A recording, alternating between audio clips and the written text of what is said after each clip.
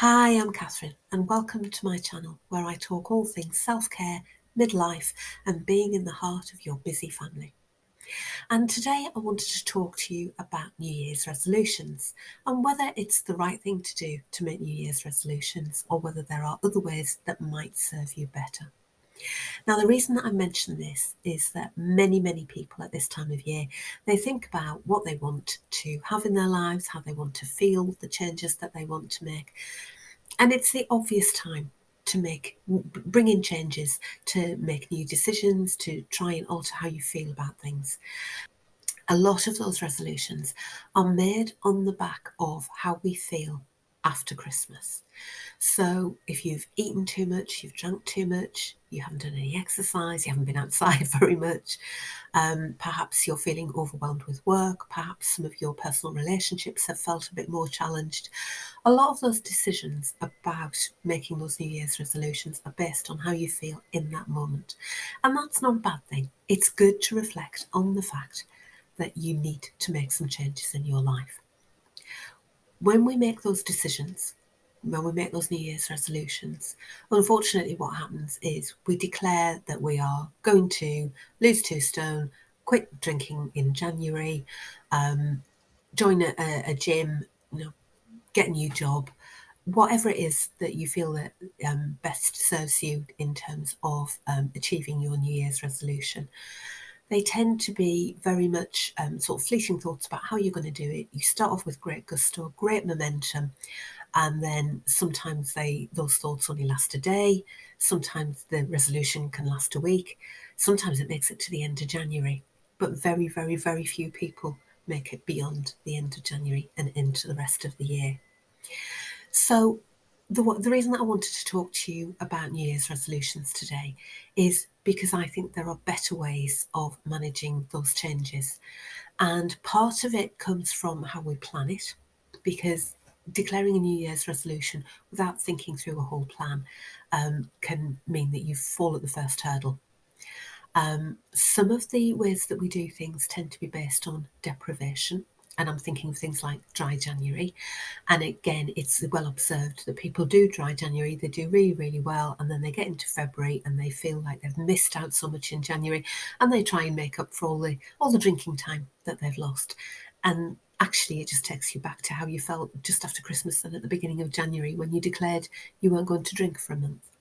So it's thinking about the best way to do it for you. And one of the best ways to do it, I'm very goal orientated, like many people, and I like to have a goal in mind. But when it comes to achieving that goal, one of the problems with setting goals, and that's all a New Year's resolution is, it's setting a goal for the year.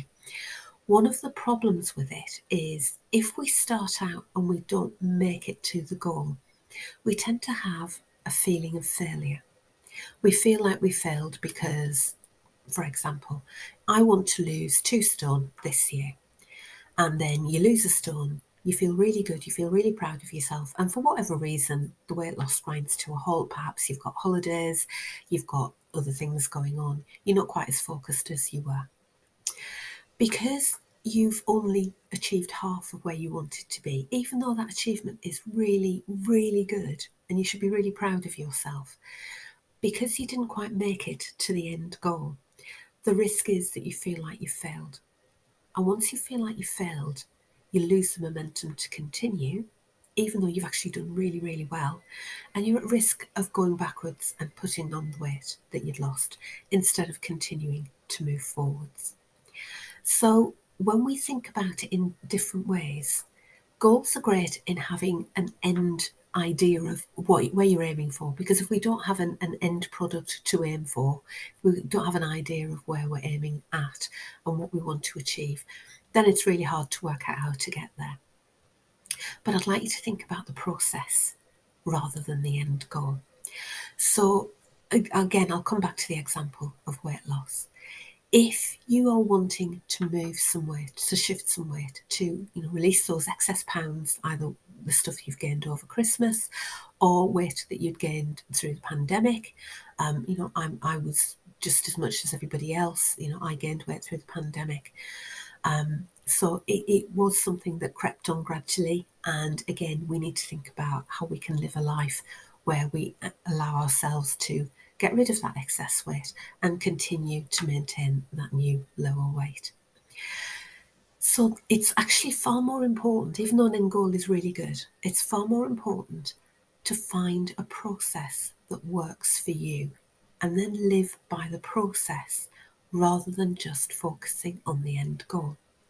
So if you've got a holiday in the summer, if you're going to a wedding, if you've got, you've seen a dress that you really want to wear, these are really, really good at giving you something to aim for. The risk is when we hang everything on that end goal. Going to a wedding in June, seeing a fabulous dress, really want to wear it. How amazing. You get to your ideal weight to fit into the dress. You wear the dress. Brilliant. Absolutely brilliant. And then the wedding's gone. It's over. It's done with. You've worn the dress. You've got the photographs to prove that you wore the dress. That's really, really good. But now what do? Do you just go back to the way you were before because that end goal has now gone? So what we want to do more is, when it comes to the idea of a New Year's resolution, instead of making it a resolution, I'm going to lose weight, think about a process that you want to adopt where the byproduct almost is that you lose weight. So focus more on how you want to feel, how you want to be able to move more freely and easily, how you want to be able to walk into any shop and be able to buy, a particular size, or wear clothes that are straight off the rail, or anything that helps you to focus in a more long-term way rather than just being goal orientated, as in I will lose this much weight for this particular event. Because the risk is, when the event has been and gone, that's it, the goal has been and gone. And if you don't fit into the dress that you wanted for that particular event, even though you might have done really, really well, you might have needed to wear something that you really wanted to wear. You might have needed to lose 3 stone and you actually lost 2. And that's a really, really good accomplishment. But you feel like you failed because you didn't get to where you wanted. And the problem with feeling like you failed, you then adopt the, well, what's the point way of feeling, way of thinking. And when we hit that what's the point way of thinking, we go back to square one and we start regaining the weight that we have lost because you didn't get to where you wanted to be. So I'd like you to think about the process. And James Clear, in his book Atomic Habits, he talks about systems being much better than goals. If you have a system in place, it's much better than actually just being goal orientated when it comes to whatever it is that you want to change. So when you're system based, when you're process based, you're thinking about, well, actually what I want to do is I want to eat in this particular way, and I want to do that on a daily basis. And I know that when I do that, that the weight will go and I will feel better for that. And this is how I want to feel. This is how I want to look. This is what I want to see when I look in the mirror. But in the process of that, and there are other things as well, connected to weight loss, that we need to focus on as well. Because often, again, what people do is they hang other goals on the back of the original goal. And I've had so many clients say to me, if I could just lose 2 stone, I would be happy. I'd be really happy if I could lose 2 stone. And when I say to them, so the last time you were 2 stone lighter, were you really happy? And actually, when they think about it, not necessarily, because it's got nothing to do with the weight. We need to look at putting other things in place that aren't purely based on one main goal. Because happiness is not about how much you weigh. Happiness is about so many other things. And it's also not an end destination. It's something that is to be enjoyed along the journey. So I will leave that for another video, looking at happiness and finding joy in things in everyday life as well. But coming back to New Year's resolutions, I want you to think about, what is it that I want to achieve, and what process can I put in place that helps me to achieve what I want to achieve? So we're not hanging it on a New Year's resolution that is at risk of failure, which in turn unfortunately leaves us feeling like we've failed, and feeling like a failure is not really a good motivation to help us move forward. When we have a process in place, if for whatever reason that process isn't working, it's easier to adapt because it's just a process. If for whatever reason we move away from that process, like you're having a weekend away, you're going to a special event, something else is going on whereby you know you're not going to be sticking to your routine way of eating, that's fine because you know where you're coming back to. We're not calling it a diet, we're not calling it a weight loss program, we're not calling it anything like that. We're just thinking about the process that works for you. What is it that when you eat particular foods, you feel better? You feel clearer, you feel more energetic, you feel more awake, and you can tell that your clothes become looser when you have that way of eating, because that is the process that will work for you far, far better and be far more consistent, and you're far more likely to stay with it than a New Year's resolution that says I'm going to lose 2 stone. And then you find that little box of mince pies in the back of the cupboard that you'd forgotten about, and you can't possibly start your weight loss journey today because the mince pies will tempt you, so you'll just eat all 6 just to get rid of them, and then you can start again tomorrow. And actually what you've done is used your body as a waste bin.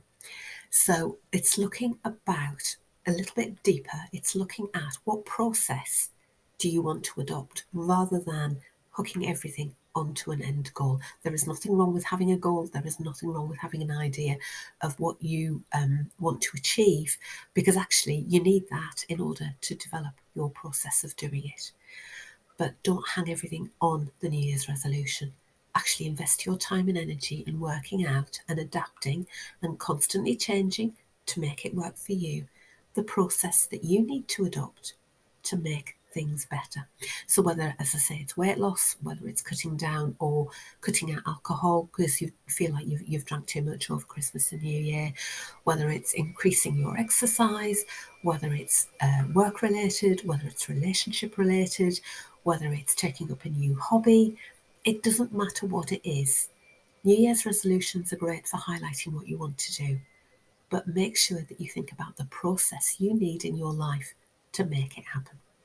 That's all for today, and I will be checking in again soon with some more ideas on well-being and self-care, midlife, being in the heart of your family, and everything else just to help life feel a little bit easier for you. But until then, take care, and I will catch up with you soon. Bye for now.